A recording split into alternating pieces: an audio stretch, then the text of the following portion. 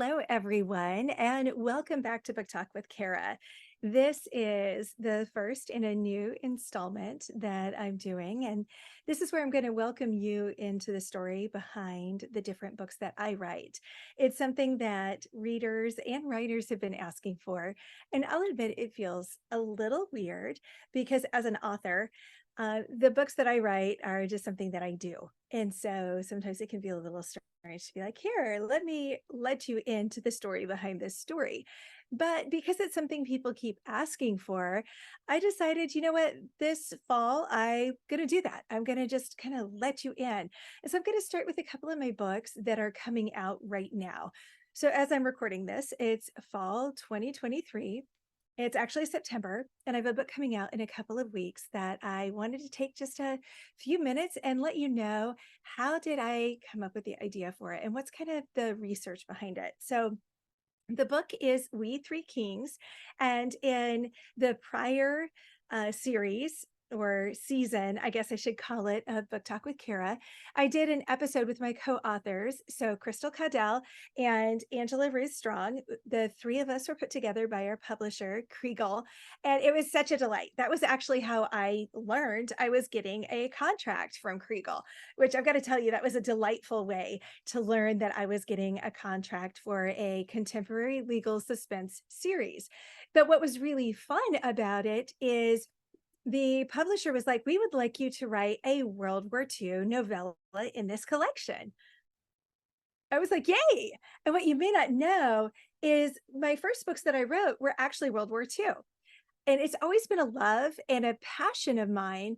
But the last, I don't know, I think my last truly World War II book prior to this year, prior to 2023, was probably Shadowed by Grace. Now, Shadowed by Grace won lots of awards. It won the Christian Retailing Best for Historical Fiction in 2015. And I'm looking off to the side because that's where the award is. It finaled for Best Historical, not in the Christian category, but just Best Historical for the Holt Medallion, which is a big award in the general market. And so that was thrilling.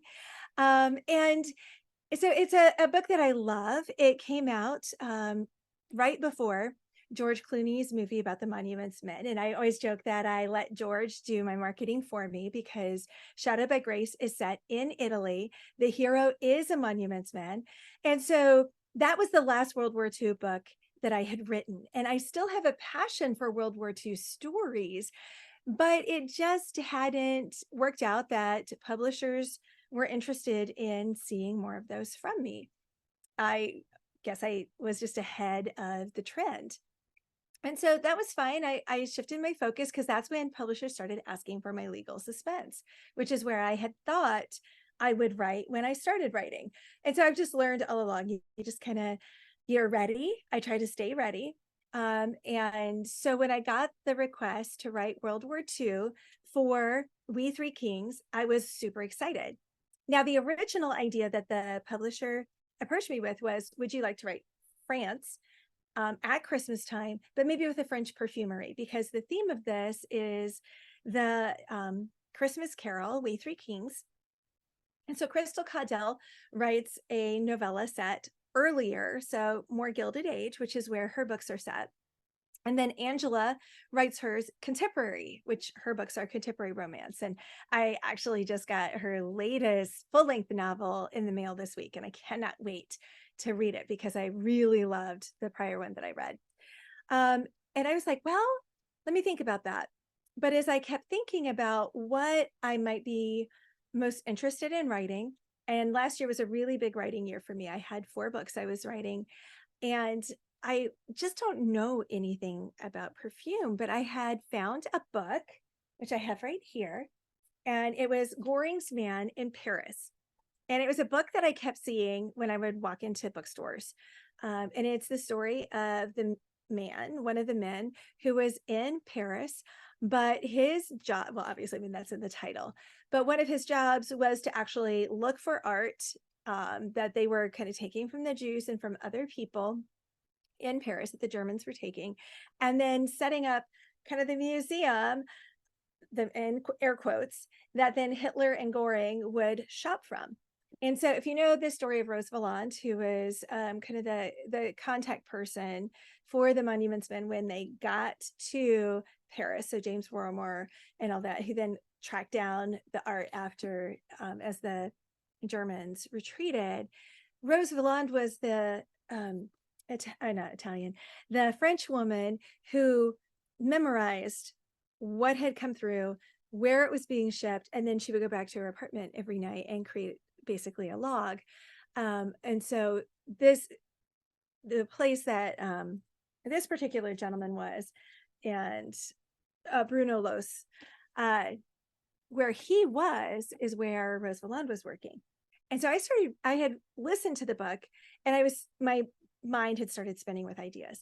So when I got the call or the email from Kriegel, I started thinking, I was like, it would be really fun in a writing sense to write a story about what happened, what were the Monuments Men doing in Germany after the war. So as an attorney, I could see at some point writing a book related to the task of the attorneys in the trials in Germany after the war. But that's really heavy and kind of dark. And I like to really focus on hope. And that's kind of the thread you can find in all of my books, regardless of whether it's set during World War II, it's a cozy mystery for Guidepost, or it's my legal suspense. And those, if you've read them, you know that they have these heavy themes often because they're ripped from the headlines.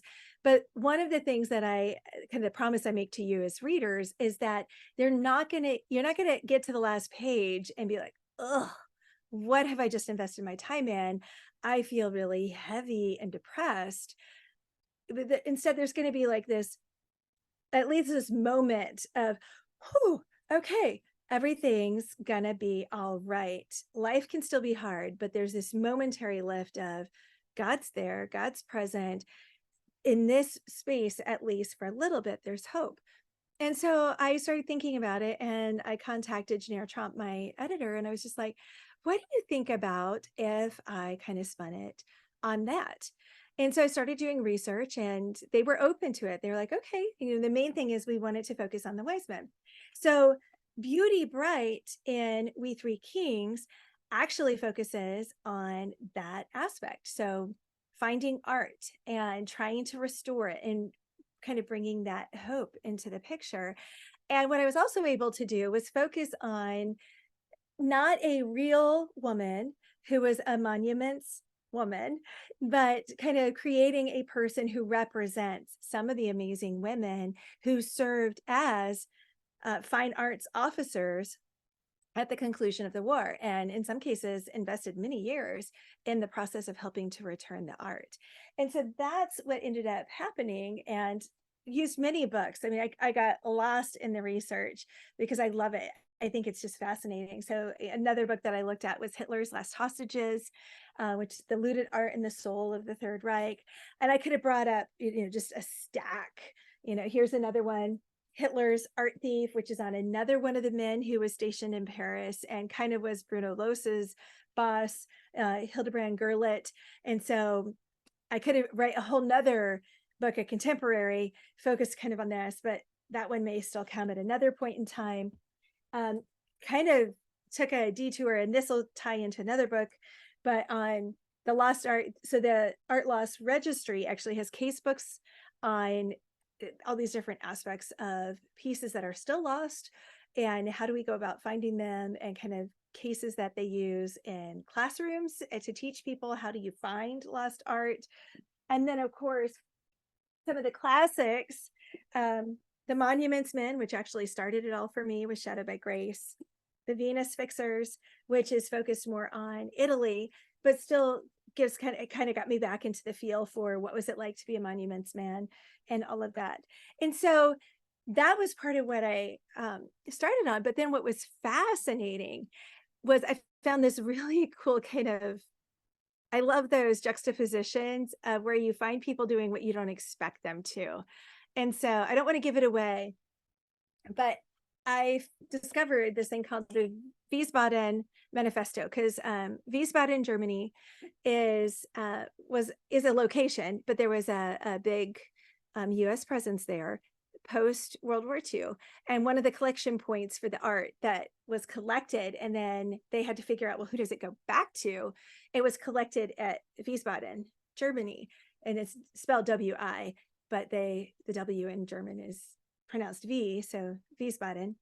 And so there's a Wiesbaden Manifesto, and I don't want to give it all away, but this book, you can see all the tabs I have in it, tells about some of the art that went on tour in the United States. And so I had so much fun thinking about the way that we didn't do everything perfectly, and some of those tensions that can arise.